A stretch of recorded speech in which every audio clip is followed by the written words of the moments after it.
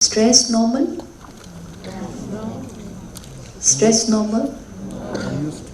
हाँ जी, positive stress. नहीं, बात राइट है, but we need to understand अब पॉजिटिव स्ट्रेस कैसे होता है। टू एक्सेलरेट योरसेल्फ, अपने आप को और आगे बढ़ाने के लिए, to be better, so for that I have to create stress. Stress जब होता है तो कैसी फीलिंग क्रिएट होती है? मुझे स्ट्रेस है तो कैसी फीलिंग क्रिएट होती है? एक है गोल, एक है गोल पर जाने के लिए अपने आप को मोटिवेट करना। स्ट्रेस क्या है?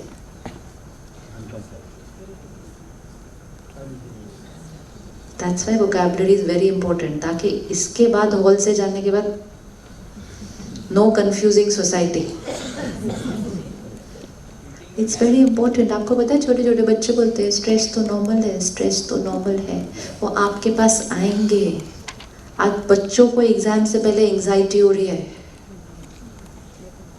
कैन बी जस्ट थिंक कि जिसको बच्चे को एक एग्जाम के पहले एंजाइटी हो रही है, वो कल को अगर डॉक्टर बन गया तो वो कैसे जीवन जिएगा?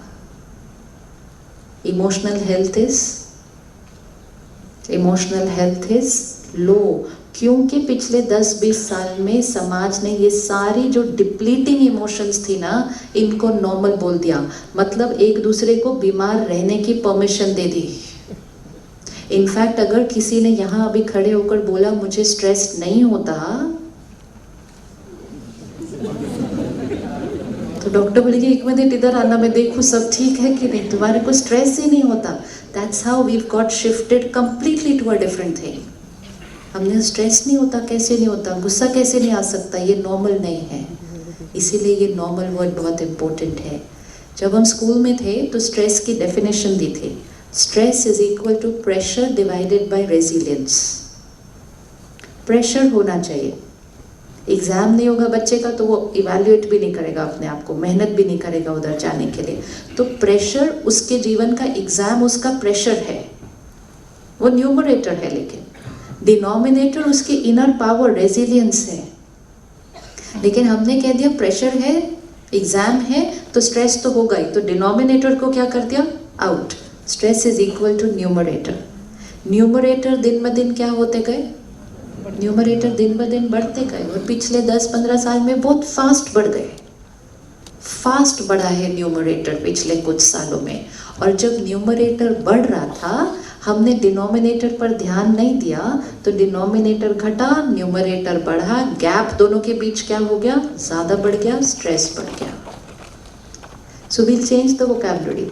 Pressure is very good, goal is very good, I have to motivate myself towards that गोल।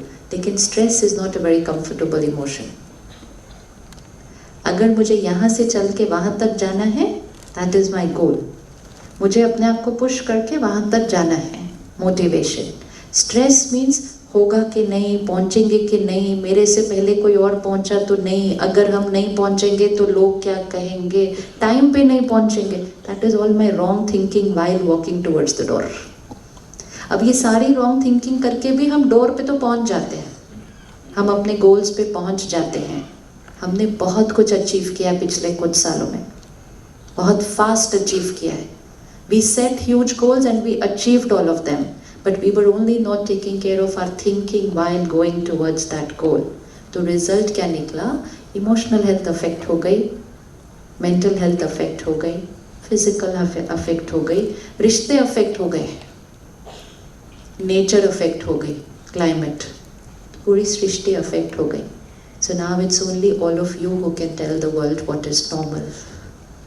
अब नॉर्मल उनको बताने के लिए हमें पहले अपने जीवन में एक्सपेरिमेंट करना पड़ेगा कि क्या ये इमोशंस के बिना जीवन कैसे जी जाती है।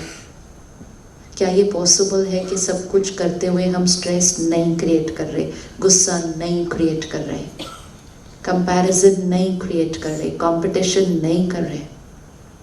इंस्टेड ऑफ थिंकिंग कि मेरा पेशेंट उसके पास क्यों चला गया, am I able to change my thought and से उसको जो सही लगा वो वहाँ गया। I have to change my thought.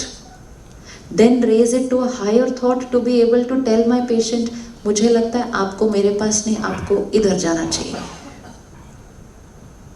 Cooperation, ये सब पहले हमें एक्सपेरिमेंट करना पड़ेगा कि क्या ये हो सकता है, क्या ये चेंज आ सकता है।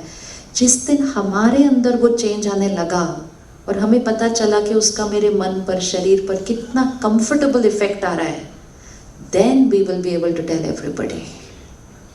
नहीं तो हम उनको बोलेंगे आप गुस्सा मत करो, वो हमें बोलेंगे डॉक्टर साहब ऐसे कैसे कि गुस्सा नहीं आएगा। फिर हम उनको बोलेंगे आई अंडरस्टैंड गुस्सा तो आता है लेकिन आप मत करना, आपका बीपी आए। तो हमारी पावर ऑफ कन्विक्शन नहीं होगी, हम नहीं बोल पाएंगे उनको।